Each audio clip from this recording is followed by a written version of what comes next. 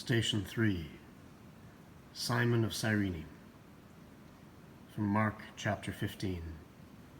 They compelled a passerby who was coming in from the country to carry Jesus' cross. It was Simon of Cyrene, the father of Alexander and Rufus.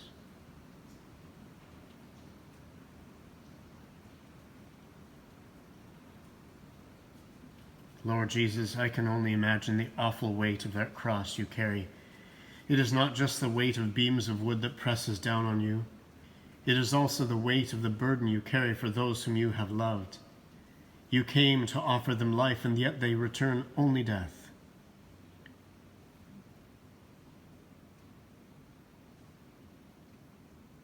I know that your physical strength is failing. And the soldiers must recognize this as well, because they force a man from the crowd to help you carry the cross the rest of the way to the place where you will be crucified. Perhaps they are afraid that you will die before you make it to the top of the hill. That man from Cyrene was just a bystander passing through, and yet he bears the weight of the cross to save your strength. I would like to think that if I had been there, I would have rushed from the crowd and volunteered to carry that cross for you. But would I? Would I have had the courage to face the Roman soldiers and risk being forced to join you on a cross? Would I really have been so eager to share your cross if it meant that I might have to die on one as well? Would I have been willing to risk everything to ease your suffering for a few moments by letting you know that you were not alone?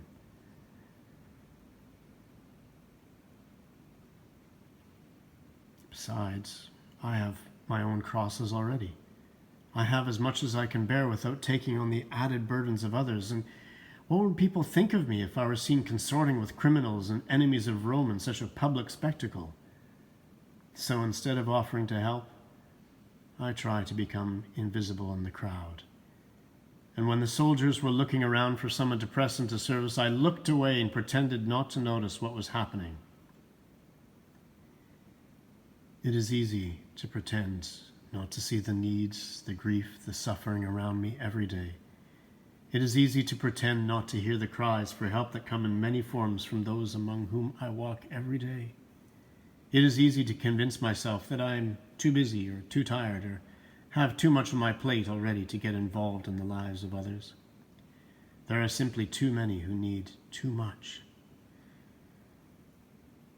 And yet, I remember something that you said. Something about taking up my own cross and following you. You said something about becoming a servant of all, of putting myself last and others first. Is this what it means to be a servant? Jesus, are you showing me what it means to be a servant? Is Simon from Cyrene showing me the path of true discipleship?